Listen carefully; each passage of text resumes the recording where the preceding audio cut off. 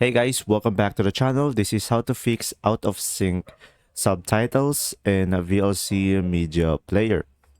So guys, in order for you to do that, first thing that you must do is just simply go ahead and click on subtitle over here and click on add subtitle file and just simply select the Deadpool subtitle that you have and click on it and open it up.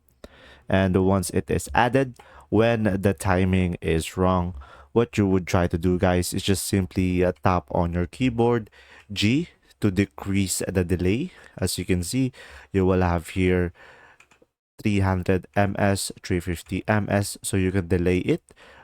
And also tap on your keyboard H in order for you to advance the delay. And pretty much, guys, you will have two key G and H to adjust the subtitle, and just simply find the sweet spot to make it synchronize. If this video was helpful, please like and subscribe, and thanks for watching. See ya!